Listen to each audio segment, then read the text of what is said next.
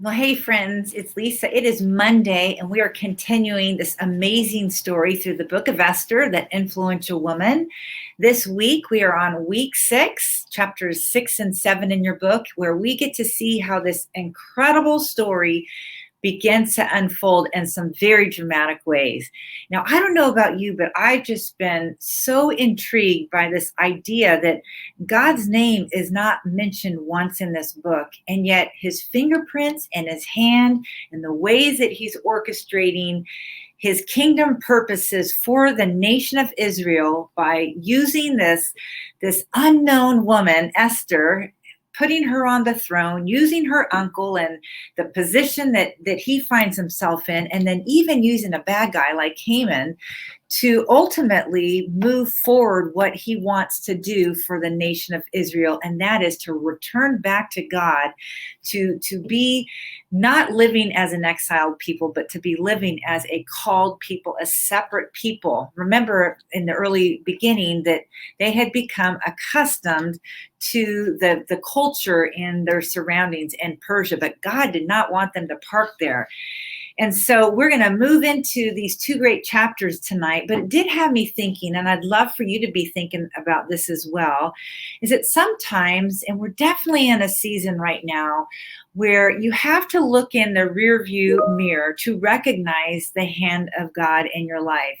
I am hoping that this season, this pandemic 2020, as it has closed down a lot of the things that we're used to doing and just the ways that our life has had to adjust to the limitations, that God is opening up new things for you to grow in and be developed in and to mature in your faith.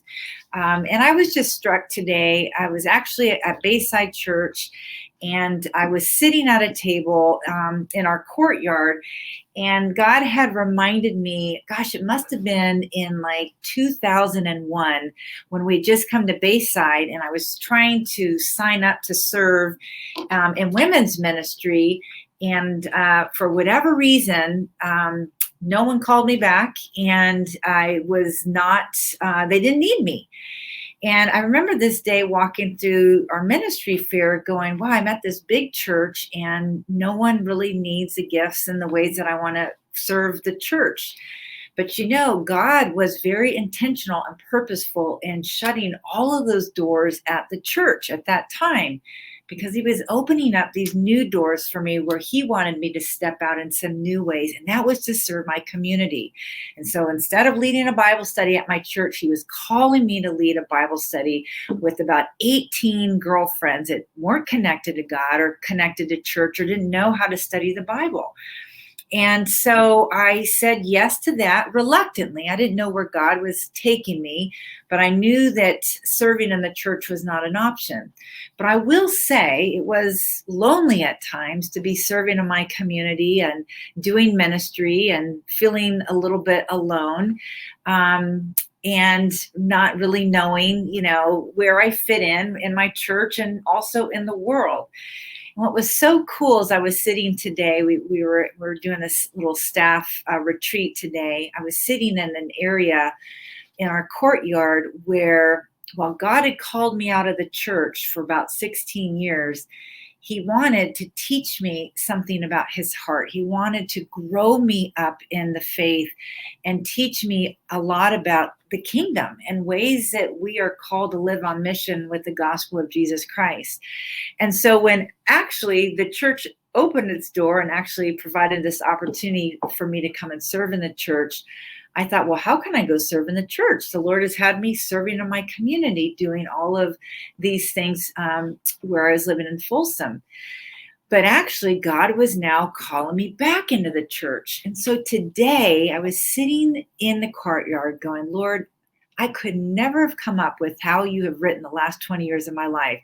You used my time outside of the church to develop me, to teach me, to put some things within me. And now you've called me back into the church, which is exactly what I feel passionate and called to do in helping grow and disciple and build up our church to go and be the hope of the world. It makes me tender just talking about this, but my point is that God had a purpose for my life, and I didn't clearly understand that purpose. He made it very clear where he wanted me to be and where he didn't want me to be. And as I abided in him and just kept saying yes, yes to what was in front of me, he is showing me now as I'm looking back in the rearview mirror, going, oh, it totally makes sense of why I walked this journey or that journey or took this path or this door shut and that door shut.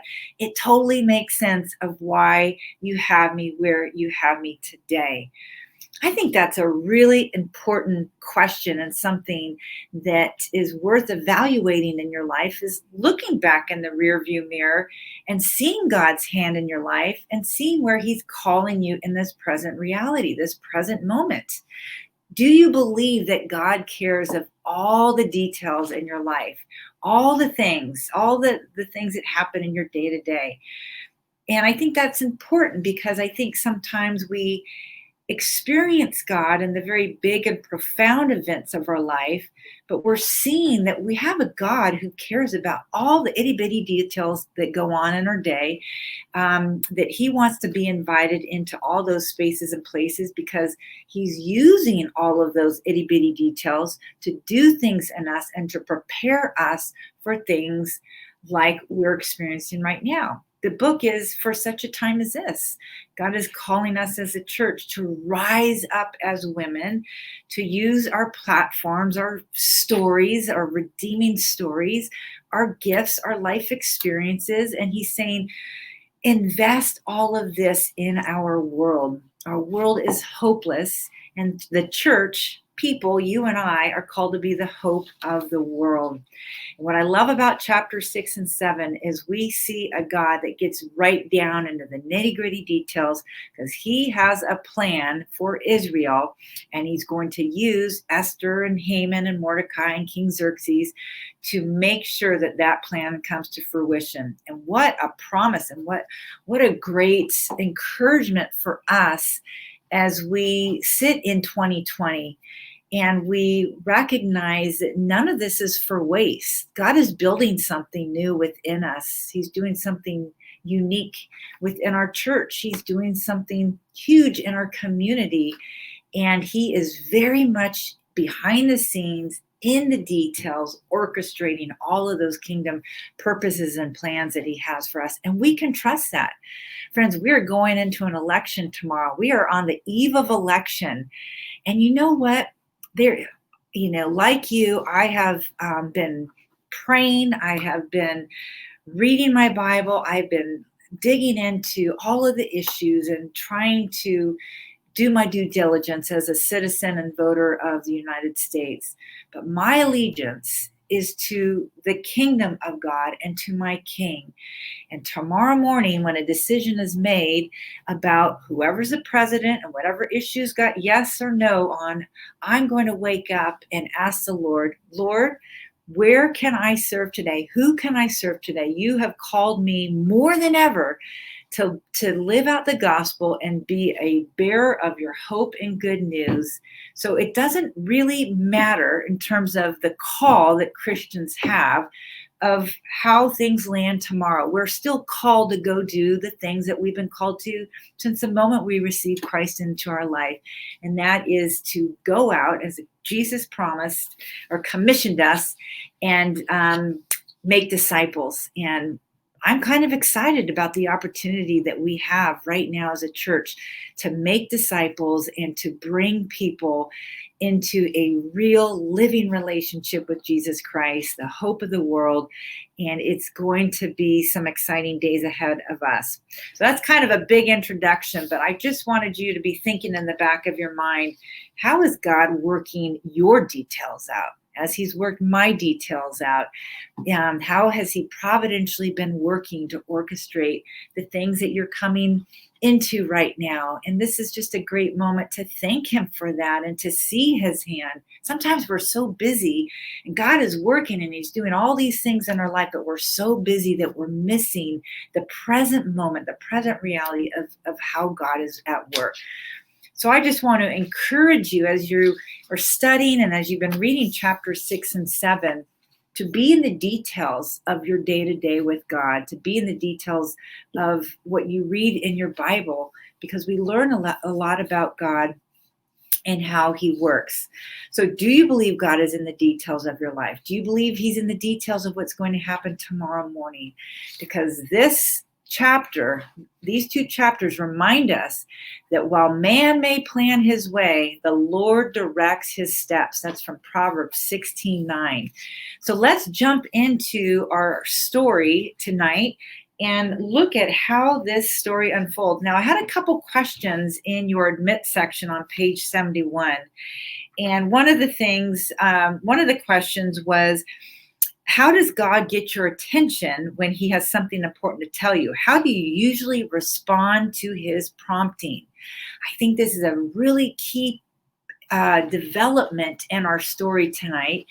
And the second question is, how do you respond when those who have caused a great deal of pain and destruction in life seem to go unpunished? I think God is going to answer those two questions through our story in Esther. So we see in chapters 6 and 7 that there is a particular night that the king cannot sleep. Now, I don't know about you, but I've had my fair share of sleepless nights. And it drives me crazy to be a couple hours in the middle of the night and I'm just counting sheep and counting my day and all the things, shoulda, coulda, wouldas, and all of those things. Those are not fun nights for me. I've also had some sleepless nights where it's usually around 2 a.m. where the Lord will just wake me up and he will prompt me to pray for people. And makes me tender to think about some of those sweet moments where out of the blue, he will just bring the most random people, random situations, maybe even people I've said, I'll pray for you, and then I never did. You know, sometimes we mean good. We'll say we'll pray for people, but then we get busy and we forget about those people or those prayer requests. Well, oftentimes at 2 a.m, the Lord says, well, you didn't pray for that person when you said you would, Lisa, so you're going to do that praying right now at 2 a.m. Anyways, my point is sleep can be a big deal, and God has used it in some significant ways, especially when he wants to get my attention. I find it interesting that the king, as he's having a hard time sleeping, decides to read a book. Now, I don't know about you, but if I'm going to read a book, the book that he chose is definitely not a book that I would choose to read in the middle of the night. He chose to read this great big fat book called the Book of Chronicles. And the Book of Chronicles was a recording within the kingdom of all the good deeds and events and the wars and everything historically that happened during that time. I mean, it's a thick book and it's just detail after detail. And this is the book the king chooses to read in this sleepless night. Now, what's interesting, if you go back to the early part of Esther, remember that the king had two eunuchs, Birgitha and Teresh, and they had attempted to assassinate the king, and Mordecai had gotten wind of that. And Mordecai was actually written into the Book of Chronicles. Mordecai was not written into the Book of Chronicles, but this event was written in the Book of Chronicles, which prompted the king to ask, what honor or distinction has been bestowed on Mordecai? So Mordecai's name had been written in these chronicles, and now the king, after all this time, wants to know what happened. Did we honor this guy who tried to save my life? And it says in verse 3, nothing has been done for him. And the king said, who is in the court? So just as the king is reading from the Book of Chronicles, and he rediscovers that it was Mordecai who saved his life from this assassination, just so happens that Haman, in the middle of the night, is kind of lurching around his chambers. And the king says, who is in my chambers? Now, the king asks, who is it? And so he comes in and they have this conversation, and it says, now Haman had just entered the outer court of the king's palace to speak to the king about having Mordecai hanged on the gallows that he had prepared for him. And the king's young men told him, Haman is there standing in the court. And the king said, let him come in. So Haman came in, and the king said to him, what should be done to the man whom the king delights to honor? And Haman said to himself, whom would the king delight to honor more than me? We learned last week that Haman is so full of himself. He's so prideful. He's so ego-centered, so narcissistic that as the king is asking this question, he's already crafting this narrative in his mind of the way he wants to be honored by the king. And Haman says, for the man whom the king delights to honor, let royal robes be brought, which the king has worn, and the horse that the king has ridden, and on his head a royal crown is set. And let the robes and the horse be handed over to one of the king's most noble officials. Let them dress the man whom the king delights to honor, and let them lead him on the horse through the square of the city, proclaiming before him, thus shall it be done to the man whom the king delights to honor. Oh my goodness. I mean, you can just see the way that Haman was just unable to see anyone or anything above himself. His pride, his ego had completely consumed him. And he goes into this great detail of how he wants to basically be the king, be above the king, be honored by the king. And so when the king hears this story, he tells Haman, well, then go, take the robes and the horse, as you've said what should be done. And he tells them to go to Mordecai, the Jew who sits at the king's gate. Okay, let's just stop right here. I mean, can you imagine this Jew that you have passed, who has just more than anything in this palace has been just angered you. I mean, this Mordecai has just gotten to Haman's ego, because this is the one guy that's not bowing down to him, and I think is calling him out on his pride. You know, Haman represents that flesh, that pride, that sinful nature, and Mordecai is representing kind of more that spirit that we have if you're looking at this kind of from a spiritual picture. And the two don't, whatever is in darkness, light exposes, and darkness wants to repel it. And that is a picture of the battle that I think we see in ourselves and in our world between good and evil. And that's kind of what's happened with Haman towards Mordecai.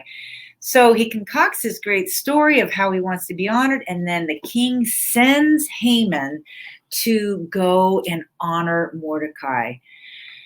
So backing up, I mean, you just see God finally intervening in this story to start to change the way that he's going to fulfill his purpose for Israel. I mean, this is not a coincidence, I guess is what I'm getting at. God is not a God of luck or coincidence. This is God's providence. This is God's plan and purpose, that it would be on this day that the king would not be able to sleep, and it would be this book that God would compel the king to go after. He could have picked any book. He could have picked his People magazine or watching Netflix, binge watching Netflix, but he picked this big book to discover. And all those pages, I mean, how he just landed on that day and that particular story that was chronicled, again, is God's hand. God is moving forward something in the story.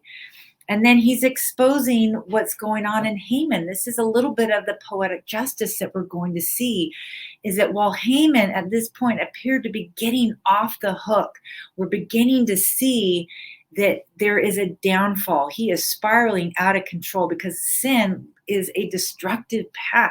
And we see the consequences as you step into those little decisions that become big decisions and big decisions until it finally consumes you. So chapter 6 just is this great picture of the workings of God, the workings of the Spirit, and the workings of the flesh through these three people. So that is chapter 6. And I think going back to that early question, how do we see the sovereign hand of God working invisibly in the life of King Xerxes, should encourage you to pay attention to the details in your life, that nothing happens haphazardly in your life. Nothing happens by accident.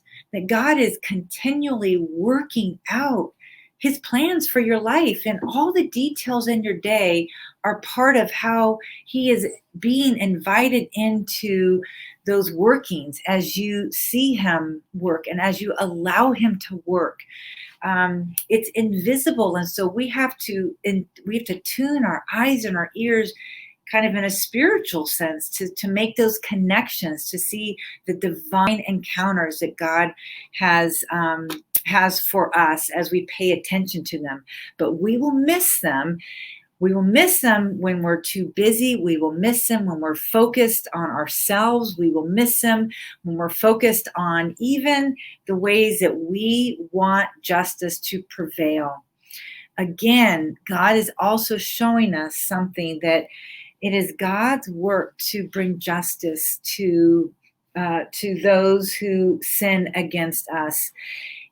It is God's work to turn what's been meant for evil into good. That's one of the promises of a relationship with God, and the way he works in this broken and sinful world is that this is not who God is. God is not evil. God does not sin. God does not make disease happen. He doesn't make human suffering happen. He doesn't murder people. He doesn't oppress people. That is not God. That is the result of man not submitting to God. And it's their work. It's the work of the way that the enemy uses broken people as his puppets to destroy, to bring death through people like Haman. But God, in his sovereignty, looks at this broken world, and this is the gospel right here. He looks at this broken world and he says, I am going to make things right. I am going to bring justice to the way that sin has oppressed my people. I'm going to bring life from death. And this is where we see the gospel being displayed. We see God intervene and say, this is not okay. I am going to bring the retribution to Haman, and he's ultimately going to fall through his sin, and he will be judged accordingly. And we see that in chapter 7, where the very gallows that he hung to kill Mordecai is the very gallows that is used to hang himself. And we just see this picture of God taking care of the evil and the atrocities and the sin that had been committed by this man. And that's God's work to do. We have to let God work those details out, as we saw him work these details out. Heck, we're in chapter 6 and 7, and now we're seeing Haman be accountable to the evil that he had been committing throughout this story. But this was God's timeline. There were other things he had to get set up and other things he had to set in motion, again, for his purposes and plans. And I'll tell you, part of that, God's timing, God's ways, is that when you read this story, there is not an effort by anyone other than God that took care of this. No one saved the Jews but God. Esther can't claim that she saved the Jews. Mordecai can't claim that he saved the Jews. No one can claim that the Jews were saved and spared. It's the work of God. It was his orchestration and his sovereignty that stepped in and used people. But ultimately, it was him prompting the king to read this book. It was the divine placement of Haman coming in and really confessing his sin and his pride through the ways that he felt like he should be honored, which led to his downfall. Pride leads to our downfall. And so we can see and we can trust in our own lives and in our own circumstances that God is going to work all that out too. And I say that because I recognize many of us have been, have been wounded, have been hurt, have been, unrightfully taken advantage of, and sinful people have done bad things and they've hurt us. And we can live in a place sometimes where we're striving and making sure that justice happens to those people, and it can really create sometimes bitterness, and we can be bound in that bitterness, and not walk in the freedom that God has for us, even when we have been victims of hurtful and harmful things like Haman was doing. And I just think that as I read this and as I was studying Esther 6 and 7, I'm just reminded that we have a God who is so caring and so loving and enters our pain and our suffering. And we share in that suffering that we experience here, because Christ experienced that when he went to the cross. And he took all of that sin and all of that hatred and all of those atrocities and that brokenness that man had towards God, that separated them from God. And he bore that for us. And he understands, if anyone should understand kind of that victimhood, it would be Jesus, because he wasn't deserving of any of that. He was perfect and holy, and yet stepped into that as our scapegoat to bear that upon himself. And so a couple things as we wrap up this chapter. You're going to have a lot more time personally to kind of dig into some of these questions, but I want you to recognize that God is at work to bring ultimately healing to you in the ways that sin has harmed you, or the ways that you have harmed people through your sinful actions too. That God is working to bring justice. We live in a world where there's so much injustice and unfairness and atrocities and things that keep us up at night, because we are so brokenhearted of the injustice in this world. And God has called us as a church to be his vessels to bring healing and hope to the oppressed. But ultimately, it will be God's job to bring justice to the sin that's been committed by those people, and by the ways that the world has fallen into some of these patterns. And I just think, this story teaches us that we can trust God is going to make things right, and that we can let God work that out in his timeline and in his way. And in the meantime, it's our, I think, responsibility, and it's our commitment back to him, as he's shown so much grace and kindness to us. It's our responsibility to trust him, to pray, to wait on him and his timeline of how he's working all of these things out together for good, to move forward that purpose that he has for humanity, a humanity that stands, those who don't know him, who stand apart from him, who are living in death, who will not spend eternity with him, who are going to live apart until they make a decision to receive Jesus Christ into their life. And so in this moment of history, in this moment, as we look and reflect on our lives, and we look back in our lives and we see God's hand and what he's brought us out of and brought us to, it's our job to step in this season right now and be paying attention to where the Spirit is showing up, where he's divinely placing us, where he wants us to have conversations that bring people to him, and reveal where that darkness still needs to be uncovered. We are the light of the world, and we're called to live the light of the world, to live our light out in this world. And darkness does not like the world. And that's part of being a Christian that we're going to be up against, is that we will have people that are going to, like Haman, that are going to be repelled by the light within us. They're going to be repelled by our faith in Christ. They're not going to be drawn to that. They're going to be drawn to their sin and that destructive path. And we have to let God work that piece out. But in the meantime, he wants to use us to continue to be those vessels of the people that do want to receive the light and do want to come into a relationship with him. Anyways, there is so much going on in this dramatic story. I hope that you are seeing God's fingertips, his fingerprints, his fingertips, his thumbprints in this incredible book.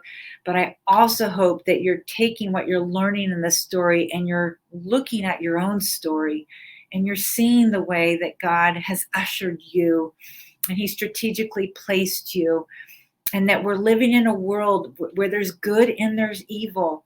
And more than anything, we have to let our light shine so that people can see darkness for what it really is and not be led down a path that appears to be, like Haman, that aren't being lured in and enticed down a path that is going to lead to death. We want them to be on a path that's going to lead them towards Jesus so that they can be part of this kingdom as well.